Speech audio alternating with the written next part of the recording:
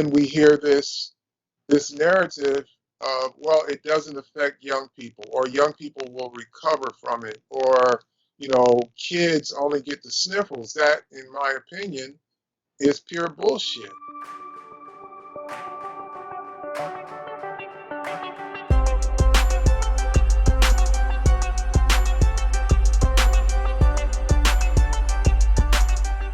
I think this conversation is mostly going to be between me and you, Carl.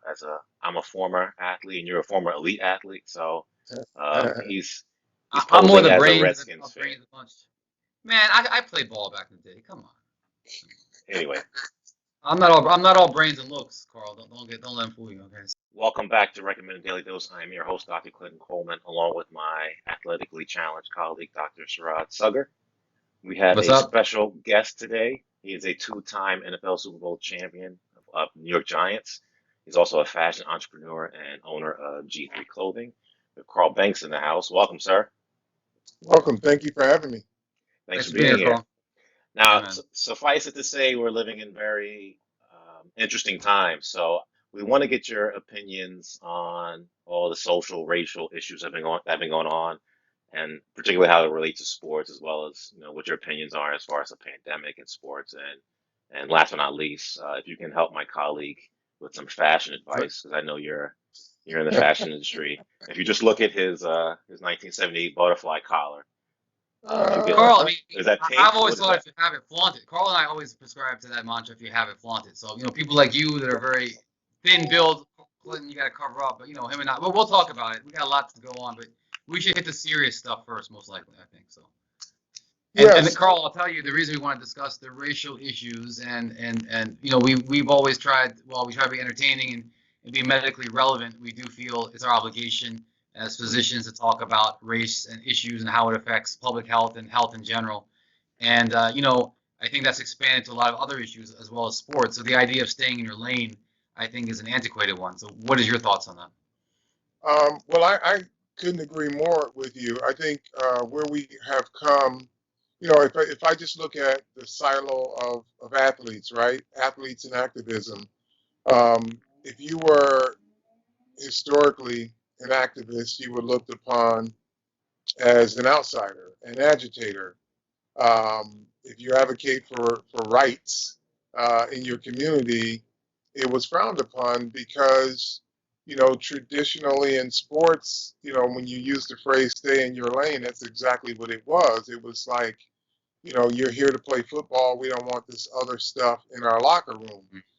Even though, even if we go back to a layer down from professional sports, you're looking at college kids that have been recruited, and college coaches have come into communities, right, to Mm-hmm. pick their best athletes. And you walk through these communities, you drive through these communities, and you see the way of life. But yet, the narrative is we're going to change your way of life so you don't have to bring that here. Right. Mm-hmm.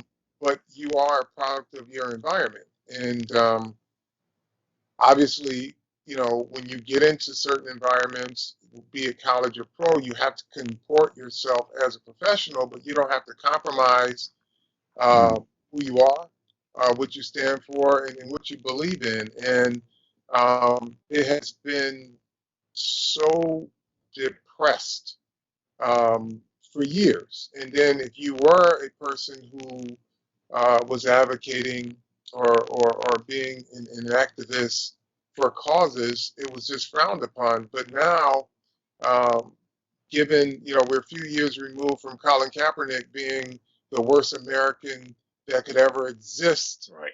until, Unpatriotic, all that. right, until um, his very same issues that he was advocating was brought live with the murder of George Floyd, and now everybody has a reckoning. And it's, oh, Yeah. well, you know what? Maybe we should have listened more. Well, you were listening. You just didn't want to acknowledge because Right. you thought it impacted your bottom line, which at a certain point, when Colin first decided to really bring this issue to the forefront peacefully, albeit, and in a very quiet fashion, um, the leagues, the networks, and the coaches decided that it wasn't good for business. And the Mm. interesting thing about that is he was not speaking out on it per se. He was making until he was asked. Um, he was never he was never a guy that was outspoken about it. And then when he talked about it, it became an issue. And then they made it a bigger issue because Right. the networks focused on it. They focused on his kneeling every week. Now I know for a fact that if a person ran across your screen nude every week, the cameras wouldn't be on it. So the leagues had a they had an option to not show him Yeah. kneel during the Right. anthem, but they chose to do that and make it a narrative and keep putting it out there to make the kid look bad. And now they're backtracking and saying that we were wrong. We should have listened. Well, they should have Mm. listened to begin with, but because they knew it happens. But Right. these kids, they come into professional sports not as dummies. They're not a Right. blank slate. They are a product of their communities. So, and I think future will tell, but I think the pivotal point of all this is now when the organizations and the teams are getting involved. Like individual athletes have always spoken out, but when the NBA has Black Lives Matter on their basketball court and the jerseys, or certain college football teams won't play because if they hang the Confederate flag, I think that will change. So I think it's beyond just Mm. the individual athlete. I think it's the organizations now. So The NBA has always been progressive. right, They've always Mm. been ahead of the curve. The NFL is, you wear a helmet. We don't want your individuality to show beyond the uniform. But it's changed. Like I said, with the live stream of the murder of George Floyd made everybody stand up and look. And Right. you hear people say, well, there's no systemic racism. There's no this, there's no that. When, people in black and brown communities have been experiencing police brutality for a long time, and Yeah. it's gone unchecked. Case in point, when you look at what happened to the president of the Toronto Raptors being shoved by a police officer, and the police officer said it was him that was being aggressive. right. And then all of a sudden, the body cam footage comes out, and now they've got to backtrack that. But they stood behind that officer, and I am not anti-police. Let me be clear about that because I have several in my family. Mm. Um, but they have to be held accountable, and they cannot. The establishment of law enforcement cannot continue to shield these atrocities and cover up for them because it is not good for society. What are your thoughts on my friend's former sorry team, the Redskins changing their name? Was that? I have two questions. How does that? What do you think about that, and how does that affect you being in the licensing industry as far as apparel and stuff like that? I'm sure you have an inventory of Redskins stuff, and that has to change. But Well, we Yeah. did, but the timing came um, right because we had not shipped any product. oh, good. A lot of product did not make it out of our factories, so we were able to adjust, and retailers were on board with it too, so we were okay. And then you look at it from a economic standpoint as an opportunity for new product to get into the marketplace. So it has its pluses and its negatives, but um, in terms of the name change, it's interesting because they went by that name for so long, and the Native Americans who have been voiceless in regards to this offense now all of a sudden had a voice, and Right. they had to be heard. Now there were some other factions of the Native American community that was giving Dan Snyder, and for years, not even just Dan Snyder, but Jack and Cook, for Right. years giving him a pass, saying it's okay, we're fine with it.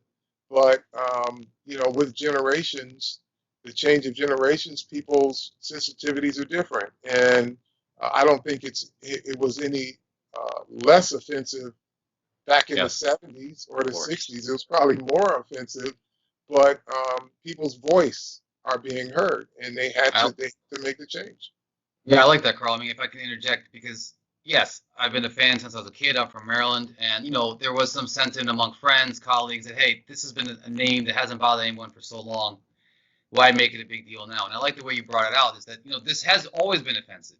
It's just that people that are most offended by it, and rightfully so. Well, let's be frank. I mean, this was a derogatory term that the whiteskins would say against those that are of Native American descent. Oftentimes they would say no Redskins allowed in bars, restaurants, etc. Right? So, but they didn't have the voice. So I really appreciate that because there's been plenty of people who've said it wasn't a big deal. So why is it a big deal now? Why are all of a sudden people's feelings getting hurt? And I agree with you. I think it's not that they're just getting hurt now. I think they were hurt all along. It's just that maybe they didn't want to rock the boat. They didn't feel like they had the political means, or they didn't have the ability to advocate for their own well-being. So I think it's because there's people who have told me, hey, what about the Cleveland Indians? What about the Braves? But those are actually terms of either neutral or in the terms of Braves, actually something you would give as an honor. But Sure. Redskins, anyone that knows history, Redskins was always a derogatory term. So Hmm. as a fan of the team, that's not the ownership, the team, for many years, especially the heyday when you played against them, when they, as you mentioned, dominated NFC along with the Giants and the 49ers. I still, was somewhat torn by it, and I am more than happy as a fan. I would never want someone to be offended by something I'm enjoying. So I'm looking forward to a new name. I've heard they've mentioned the Red Hawks. I don't know if that's a name that I think they're going to have the fans vote on it, but I, for one, I appreciate your explanation of why it took so long for a name to change. But I think it's the right time. So I appreciate that very much. Well, change is part of life, and Yeah. uh, because because you have um, communities or races that have been ignored, and their oppression has been accepted as a way of life. We go through our daily lives not giving it a second thought Right. until just with the same thing in the instance of police brutality and as it relates to this unfortunate George Floyd death, it brought it to the forefront and it Right. gave the other marginalized communities of color an opportunity to speak their piece as well or speak their truth. And now, G3 Clothing and Starter, which is probably one of the premier sports clothing brands. I'm sure the fashion industry can be probably just as toxic as, the rest of, sports and all that stuff. As a black entrepreneur, like how was that navigating like the fashion industry? Because when I think of recent stuff, I think of like Gucci and H&M and all their stuff with the racially charge stuff. How was it for you starting? Well, getting into the business, and I tell a lot of African American designers, there is an Mhm. adjustment because you got to know what you're doing. The passion that you have for the industry and the artistry of what you do is only part of the equation. In order not to be taken advantage of, you've got to understand the business element of it. And it's not that difficult to be accepted in the fashion industry. I think a lot of young designers are intimidated because um, they work in their own silos. Their vibe is different. But then when you walk around my office, it's the same vibe that they have in their own home studios. If they want to wear shorts, if they want to wear their hair a certain way, we do not look down on that. But clearly, if you are to meet with a retailer or an executive, you're going to have to dress the part. It's just no different. You don't have to change your hair, but you can't come into a meeting with um, with a major retailer in shorts or in a tank top. But Right. if you're at your desk, do you? I mean, play your music, listen to whatever you want to listen to. We encourage the creativity, but there is a learning curve um, that you have to, adjust personally to with anything else in life. you don't have to compromise who you are. You just have to make the adjustments within the structure that you're working in. But for me, it was kind of dispelling the stereotype of just being an athlete. And, it worked to my advantage to get the meetings that I wanted. But at that point, I had to be able to present my vision, to present my idea, and to articulate, how I want to be Mhm. compensated. Especially if I had the assets that I built walking through the door. There's no reason why those assets are devalued once I get in the door, or to have someone say, well, I'm only going to give you X amount and you're just going to have to take it. No, you have something that could benefit, it's mutually beneficial to your business partners, and you work out a deal that works. But you got to understand the business. You got to be able to ask the questions before you take the meetings, because oftentimes people are so happy to have someone manufacture or take their brand and take it to the next level, Right. that they Yeah. don't ask for what is fair to them, or to be recognized as the creator of that brand. And I tell people all the time, don't lose that. You are the creator. You are an asset. So you've got to make sure that you have a deal that works for you.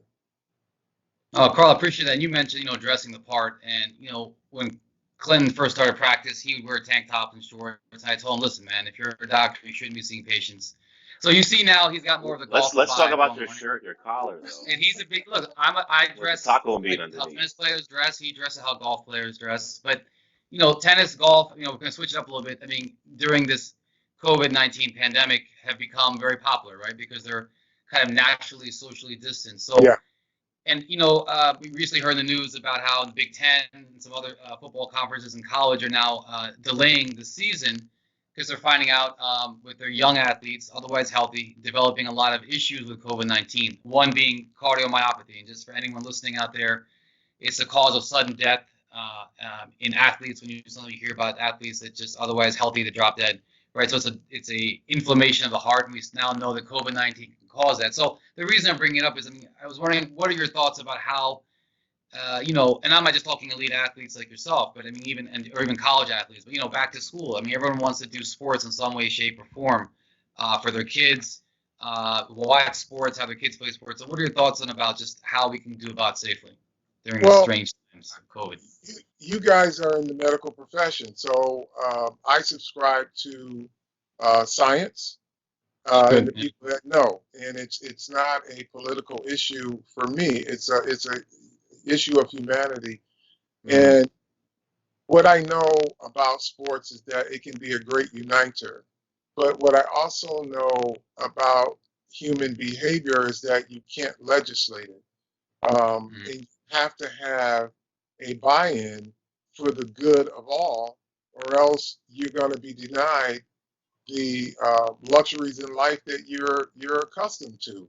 And if Sure. you're in college, and if someone says to you, hey, you're going to have to sacrifice for 6 weeks so that we can get this under control, so that you can have the life that you want, so that you can have the sports that you want, um, then you have to do it. But it takes, and we're seeing case after case on a daily basis now of Mm-hmm. universities coming back, and the first thing the kids do is have a big party, and Yeah. then the infections go up, and then we hear this narrative of, well, it doesn't affect young people, or young people will recover from it, or kids only get the sniffles. That, in my opinion, is pure bullshit, because Not just it's opinion. That's scientific fact. You're absolutely right.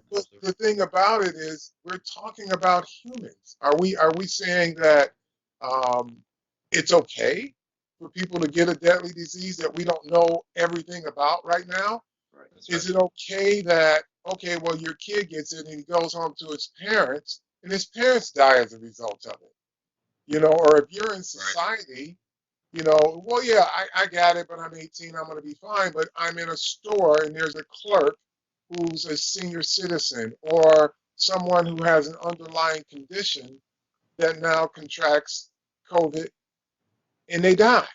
So this narrative, and I say it's bullshit because it does not factor in humanity. Yeah. It's a selfish narrative, Mm, and most of the people that are spewing this would not put their own kids no. in these situations. So I of all because sports is my business. I'm a broadcaster. I sell sports apparel. I, amongst a lot of other people, would like nothing more than to see sports played in the way that it traditionally is. But there's a fact of life here. Right. And in order to get what we need, we've got to be able to make this sacrifice for the greater good. And because we have these dissenting voices that are minimizing the importance of safety, the importance of following medical guidelines to get things back to normal, Right. we're having a problem getting there. And it's only because of, people ingest this nonsense, and then they get on a soapbox and they're no more doctor than I am, but they won't Sure. listen to a doctor. And then they'll give you the what ifs, or my friend this or my friend that. Just do it for all of us. Right. Do it for all. If you want to send your kid to school and they get infected and get you infected, then you're singing a different story. Sure. And I think it's a safe way to bring back sports. You see what the NBA is doing with the bowl. The playoffs started yesterday.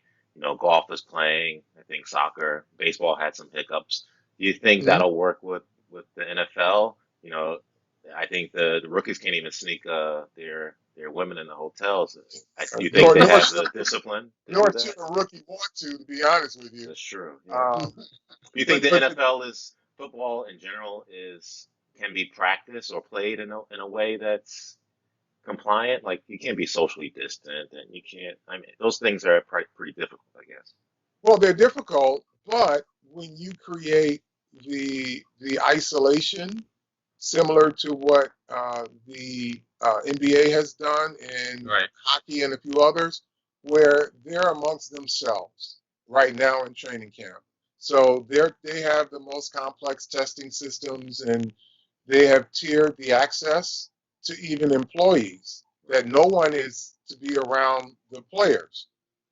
It works, but once they're released back into society, is where you're going to have your challenges because, again, like I said, you can't legislate human behavior, but if guys are willing to make those sacrifices and their families are willing to make the sacrifices not to do things that are reckless, and when you're in society, you have to wear your mask and you have to social distance. I think football is going to be fine. Mm, But because everybody is contained right now and the testing protocols are as they are, football can be fine. It's, again, once you integrate back into society, what your behavior is going to pretty much dictate the success of the sport. Not letting people in the stands is a smart thing at this point, but just the game itself being played, if everyone's tested, it's no different. It's no less socially distanced than basketball Right. at this gotcha. point. They touch That's each true. other probably they touch each other more than football players.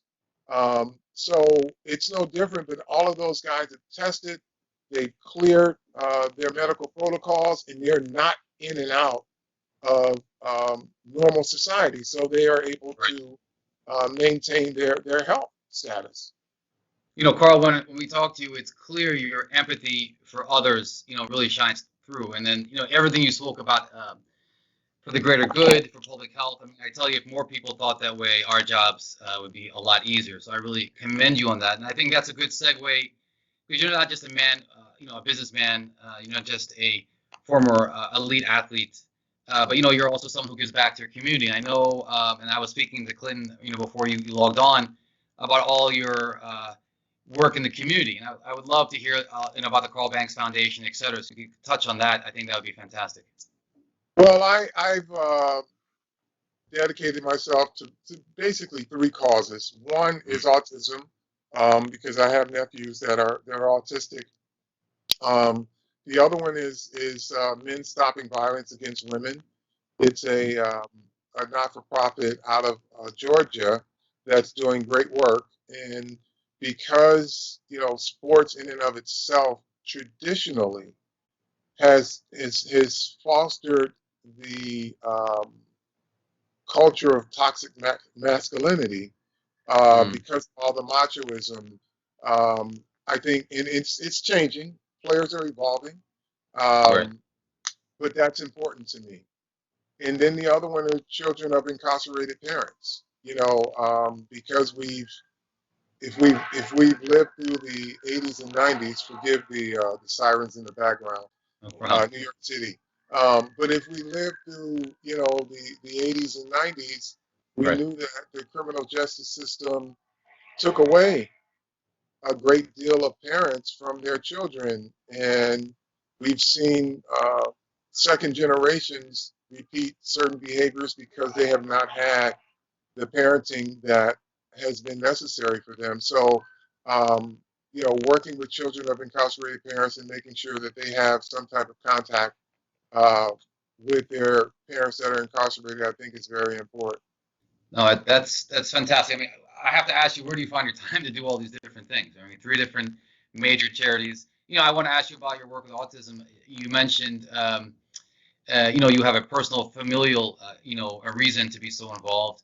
Do you do any advocacy about the big fallacies out there with the connections with autism and vaccines, and how that can be? Because we were talking a little bit about public health earlier, and that's something that I hold very dear is the idea of vaccinations and public health, and the greater good. And as you know, there's been a lot of misinformation about Sure. vaccines and autism. Well, again, one of the areas I'm going to deviate just slightly. One of the Sure. areas that athletes get in trouble is when they speak on things that they don't have knowledge of, right? Mm, So I don't I know that vaccines work, okay, but I can't have a debate with someone um, that's telling me why they think something happens. But my sister, who sure. is the mother of autistic twins, she can fight that battle, right? Mm, But I will refer any anti-vaxxer to sure. medical research and medical professionals. I don't have enough knowledge to really speak to tamp down that narrative. Right. I can tell anybody that's saying it that it's not true. But then if someone says prove it's not, then I'm going to have you two guys talk about it. Sure. Right. You know, because I advocate for the things that are important to autistic children and families that um, Mm, are faced with it, that have to struggle with life of their children once they're gone. Education for their children and making sure that they can learn, sure. and having the proper medical care. Things as simple as going to the dentist is traumatizing for both the kids and the parents. Right. So those are the things that I focus on. But when people want to tell you it's because of vaccinations, I'm going to say you're not right, but I'm going to have doctors tell you why, because a lot of those folks are getting their information from places that just are not sound. Right. And No, if I can't back that up in my own conversations, then I'm going to say talk to the doctors, let them tell you.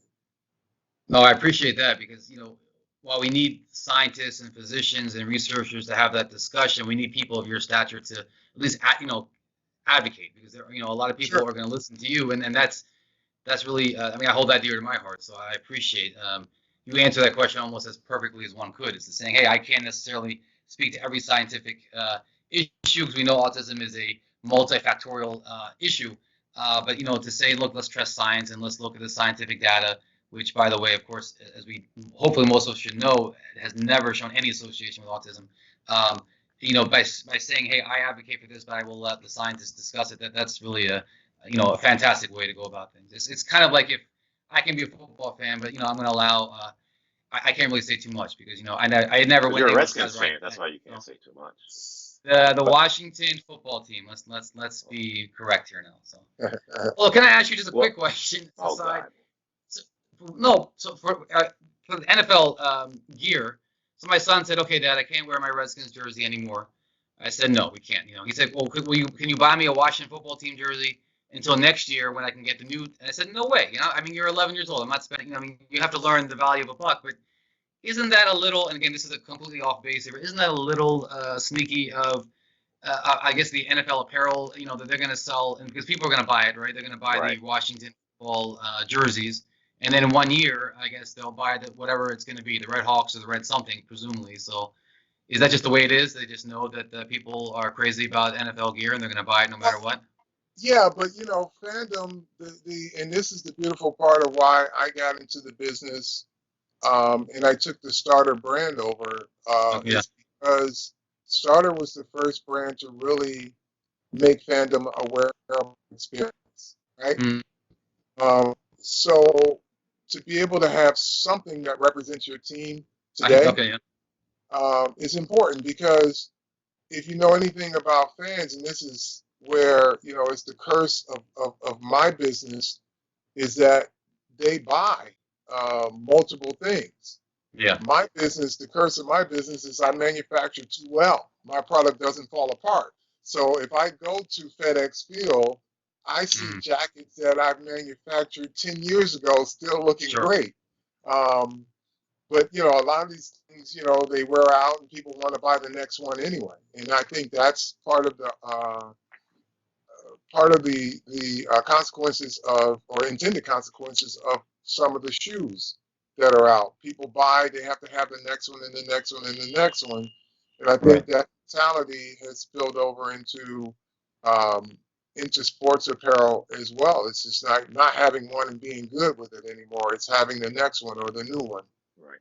Now I have a unfortunately traumatizing starter related story. So when I was Oh, in I when can imagine. when I There was was a time. 13, when I was 13 years old, we Which lived one in did they take? yeah, exactly. We lived in a town that was I wouldn't say, you know, it was hood adjacent. So taking the school bus, I had my Eagles starter jacket on, and we got off the bus walking home. Of course it was taken from me. So, and I think that was a Mm, common thing. I think it speaks to that brand, which I'm glad that you've taken over. But your story is so amazing. I'm glad that we were able to talk to you about this and highlight some of the good things that you're doing, and we look forward to things in the future from you. I appreciate it. I appreciate it. And Starter, for me, Starter is such a legacy brand. Starter defined how sports should look on the sideline, how it should be presented in public. Before Starter, I mean, Starter is the most iconic brand in all the sports. They've been a part of every championship, and this was prior to Nike even coming on the scene. So it's something that is very near to me, and dear to me, because it defined, how fandom should be worn, Right. and it's a beautiful thing, man, and I'm glad that we have put the product back in the market, and thankfully, safely, no one is committing crimes to get a jacket. I wish I could find now I wish I could find the person that took my jacket. I'd have some strong words for them. Yeah, it's that was a tough time, man, and It was that that or was eight ball jackets. yeah, That was yeah. exactly. But I'm glad that we, as a society, we moved on from that. Right, And if right. anybody wants one, I'll send it for free. They don't have to steal it. Carl, where can anyone listening find you on social media, LinkedIn, and elsewhere? I'm sure you're all over the place. Anything especially LinkedIn. you You are old. LinkedIn. Come on. I'm not a LinkedIn and I'm not a Facebook person.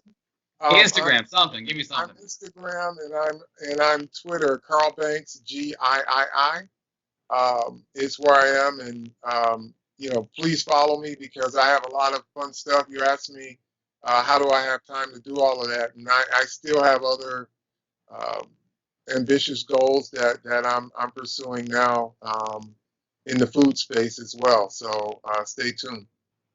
Carl, it's very inspirational. We are so pleased and thankful you came on today. No, not just NFL champion, not just businessman, but really, even more so what came out to me is just an amazing human being who gives back to the community tenfold. I think if more people did that, and gave back more than they took out, humanity and this earth would be a better place. So we very much appreciate you coming on our show today.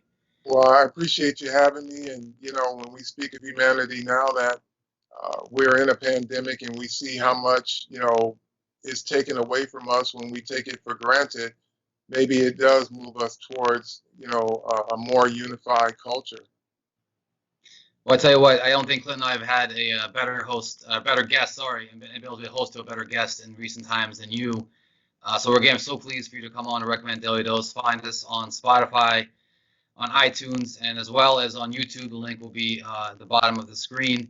But until next time, I'm your co-host, Dr. Serge Sager, and my sidekick, Dr. Clint Coleman. Until Yeah, next I'm not time, saying be that. well. Be well. Carl, thank you so much. Thanks.